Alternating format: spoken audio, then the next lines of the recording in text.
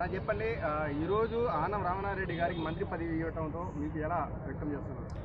ఈరోజు జిల్లాలలో ఉన్నటువంటి యువత కానీ విద్యార్థులు కానీ ఆనం కుటుంబ సభ్యులు కానీ చాలా జిల్లా వ్యాప్తంగా ఉన్నారు. ఈరోజు నెల్లూరు జిల్లాలో ఆనం గారిని గుర్తించి ఈరోజు నారా చంద్రబాబు నాయుడు గారు మంత్రి పదవి ఇవ్వడం మా అందరికీ చాలా ఆనందంగా ఉంది. మరి ఈ నెల్లూరు జిల్లాలో గత 5 సంవత్సరాలుగా ఎటువంటి తట్టాబుట్ట మట్టి వేసింది లేనే లేదు.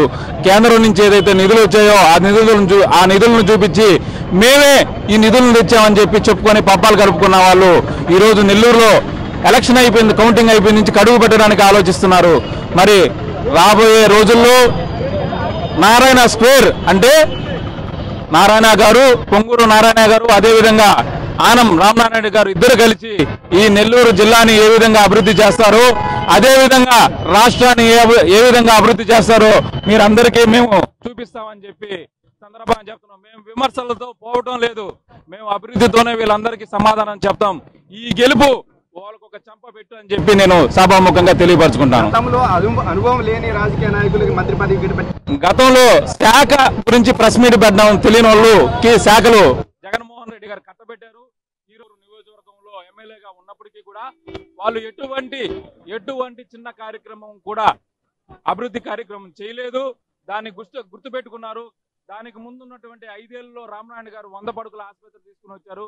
అదేవిధంగా ఎన్నో రోడ్లు నెల్లూరు నుంచి ఆత్మకూరు పోయేదానికి రోడ్లు పోతే సగం దావులోనే బుచ్చిరెడ్డి మండపంలో మండలంలోనే ప్రసరం అయ్యే పరిస్థితులు మనం అందరం చూసాం. మరి అవన్నీ పోయి ఈరోజు మనం ఆత్మకూరు పోవాలంటే 30 నిమిషాల్లో ఆత్మకూరుకి వెళ్ళిపోతున్నాం. ఇవన్నీ గమనించిన ఆత్మకూరు వ్యాసులు ఈరోజు రామనారాయణ గారికి ఎప్పుడు వచ్చారనేది కాదనయా, బుల్లెట్ దిగిందా లేదని ఒక మాజీ మంత్రి మాట్లాడాడు. అదే మంత్రికి ఇదే సభాముఖంగా మేము సమాధానం చెప్తున్నాం అని చెప్పి తెలియపరచుకుంటున్నాం. ఈ రోజు నారాయణ గారికి అలానే ఆనం రామనారాయణ రెడ్డి గారికి ఈ రోజు మంత్రి పదవి ఇవ్వడంతో మీరు ఎలా వ్యక్తం చేస్తున్నారు? నారాయణ గారికి మంత్రి పదవి రావడం చాలా సంతోషకరమైన విషయం. అదేవిధంగా సీనియర్ అయిన రామనాయుడు గారికి కూడా మంత్రి పదవి రావడం సంతోషకరమైన విషయం. ఏదైతే 2014-19 కాలంలో జరిగినటువంటి అండర్ గ్రౌండ్ డ్రైనేజ్ కానీ, వాటర్ సప్లై స్కీమ్ కానీ, ఇంకా అనేకమైనటువంటి పనులన్నీ కూడా వాటిలో పూర్తి కాలేదు. వాటిని 2019లో వైసీపీ ప్రభుత్వం వచ్చిన తర్వాత అన్ని హోల్డ్లో పెట్టేసి ఏ ఒక్క పని కూడా కనీసం 10%, 15% రిమైనింగ్ వర్క్స్ మిగిలి ఉన్నా కూడా వాటిని కూడా చేయనటువంటి పరిస్థితి కక్షతోటి వాటన్నిటిని కూడా నారాయణ గారు మంత్రి అయిన తర్వాత ఈ పనులన్నీ పూర్తి చేస్తారు అనేటువంటి ఒక ఆశతోటి నెల్లూరు నగర ప్రజలు 72,000 మెజారిటీతో నారాయణ గారిని గెలిపించడం జరిగింది. అదేవిధంగా రాష్ట్రంలో 165 సీట్లతోటి తెలుగుదేశం ప్రభుత్వాన్ని అధికారంలోకి ఇవ్వడం జరిగింది. దీనితో పాటు కేంద్రంలో ఒక మంచి కీలక పాత్ర పోషించేటువంటి పరిస్థితిలో ఆంధ్రప్రదేశ్ ప్రభుత్వం ఈనాడు తెలుగుదేశం పార్టీ కేంద్రంలో కూడా ఉంది. కేంద్రం నుంచి సహకారం, రాష్ట్ర సహకారంతో నెల్లూరు నగరంలో ఆ యొక్క అభివృద్ధి మళ్లా పరుగులు పెట్టిస్తుందని ఈ సందర్భంగా తెలియజేస్తున్నాం. ఇదే ఆశయం, ఇదే అంశం, ఇదే భావన నెల్లూరు నగర ప్రజలు అందరిలో ఉంది. అదేవిధంగా ఈ ప్రజలు కార్యకర్తలను చైతన్యపరిచేయడానికి కోటమిరెడ్డి శ్రీనివాసరెడ్డి గారు కూడా ఈ కార్యకర్తలందరూ చైతన్యపరుస్తూ ఈ మిగిలిపోయిన పనులు చేయమని పదే ఆయన కూడా డిమాండ్ చేస్తున్న సందర్భం మనం అందరం చూస్తున్నాం. ఈ పనులని కూడా నారాయణ గారు, శ్రీనివాసరెడ్డి గారి యొక్క నేతృత్వంలో నెల్లూరు నగరంలో పూర్తిగా జరగడానికి సందర్భంగా తెలియజేస్తారు. గతంలో అసలు అనుభవం లేని వాళ్ళకు కూడా మంత్రి పదవి ఇవ్వడం జరిగింది. అయితే ఈసారి ఎంతో అనుభవం గల అయిన ఆనందనారెడ్డి గారు ఇట్లా మంత్రి నారాయణ గారిని ఇవ్వండి, ఎట్లా ఉండబోతుందంటారు? అనుభవం లేని వాళ్లకు మంత్రి పదవులు ఇచ్చి అనుభవం లేని వాళ్ళు పరిపాలన చేశారు కాబట్టి 151 సీట్ల నుంచి 11 సీట్లకు వచ్చేశారు. ఈరోజు ఒక మంచి పరిపాలనా దక్షులు, దూరదృష్టి, నగరానికి ఏదైనా చేయాలా, రాష్ట్రానికి ఏదైనా చేయాలా అనేటువంటి వాళ్ళు ఉన్నారు కాబట్టి ఈరోజు 124 సీట్లతో ఈరోజు ప్రభుత్వం ఏర్పాటు కాబోతుంది. ఎవరైతే అనుభవం లేని వాళ్ళు ఉన్నారో వాళ్ళకు ప్రజలు ఒక్కసారి ఇచ్చాం, మళ్ళా వాళ్ళకి అధికారం ఇవ్వకూడదని చెప్పి ఒక దీంతో ఊడ్చిపారేసినట్టు తెలియజేశారు. అదే ప్రజలు అయితే ఒక భయాందోళనగా గురై ఉన్నారు. ఒక వైసీపీ ప్రభుత్వంలో కేసులు కానివ్వండి, మానసికంగా ఒత్తిడి కానివ్వండి, అట్లాంటి వాళ్ళకి మీరు ఏం చెప్తారు? ఈరోజు ఏదైతే భయంతో ఉన్నటువంటి ప్రజానీకం ఎవ్వరు కూడా బయటపడకుండా సైలెంట్ కిల్లర్స్ మాదిరి జగన్మోహన్ రెడ్డి ప్రభుత్వాన్ని చంపేయడం జరిగింది రాజకీయంగా.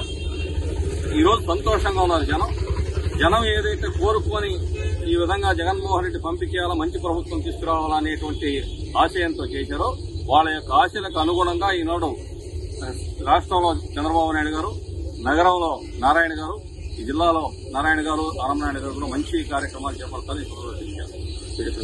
అంటే ఈ రోజు నారాయణ గారికి మంత్రి పదవి ఇవ్వడంతో మీరు ఎలా వ్యక్తం చేస్తున్నారు? మేము చాలా సంతోషంగా వ్యక్తం చేస్తున్నాం ఒక కార్యకర్తగా. ఎందుకంటే 2014 నుంచి 19 వరకు ఆయన కానీ 5,250 కోట్లు తీసుకొచ్చి నెల్లూరును అభివృద్ధి చేయడం జరిగింది. అండర్ గ్రౌండ్ డ్రైనేజ్ కానివ్వండి, వాటర్ స్కీమ్ కానివ్వండి, ఇంకా పార్కులు కానివ్వండి, కిట్కా హౌసెస్ కానివ్వండి, నెంబర్ ఆఫ్ చాలా చెప్పలేనన్ని ఉన్నాయి. అని అవన్నీ చాలా చాలా పొరవలో ఉన్నాయి.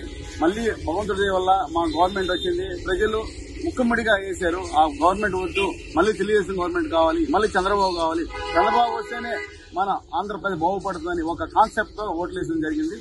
అందుకని మళ్ళీ నారాయణ గారికి, రామనారాయణ గారికి, మా జిల్లాకి 2 మంత్రి పదవి చేయడం చాలా సంతోషంగా ఉంది. ఎందుకంటే ఒక నెల్లూరు వాళ్ళంగా మేము గర్వపడుతున్నాం. ఎందుకంటే ఇద్దరు మంత్రులు బాగా ఈయన ఆనం అంటే ఒక బ్రాండ్. నెల్లూరు అందరూ తెలిసిందే, 10 రోజులంతా వాళ్ళే 20 సంవత్సరాలు పరిపాలించింది. నెక్స్ట్ పొంగు నారాయణ గారు వచ్చారు. ఆయన 2014-2019 నుంచి మంత్రిగా ఉండి, మున్సిపల్ శాఖ మంత్రిగా ఉండి చాలా బాగా డెవలప్ చేశాడు. అదే ఆశిస్తున్నాం. అప్పుడు అదే వాళ్ళు ఎప్పుడైతే వైనాడు 175 వైనాడు కుప్పం అన్నారు, నాశనం అయిపోయారు. ఎప్పుడైతే తిక్కలలో అందరూ వైనాడు 175 అని ఒక పక్కన వాళ్ళు పోటీ చేసి ఎవరో గెలుస్తారు, గెలవకుండా ఉండరు. వైనాడు ఇంకొంచెం తక్కువ పోయింది. అసలు టీడీపీ వైనాడు 175 పోయింది, కొంచెంలో తప్పింది అంతే, జస్ట్ లో మిస్ అయింది. సింగర్ డిసీజ్ కాదు, అసలు వైనాడు 175 తెలియజేస్తాను. అది దేవుడు కొంచెం కరుణించాడు, మళ్ళీ అసహ్యంగా ఉంటుందని వాళ్ళకి 11 సీట్లని ఇచ్చారు. ఇది ఎలా ఉండబోతుంది అంటే ఈసారి ప్రతిపక్షం హోదాలో కూడా లేరు వాళ్ళు. అసెంబ్లీలో జగన్మోహన్ రెడ్డి పరిస్థితి ఎలా ఉండబోతుంది?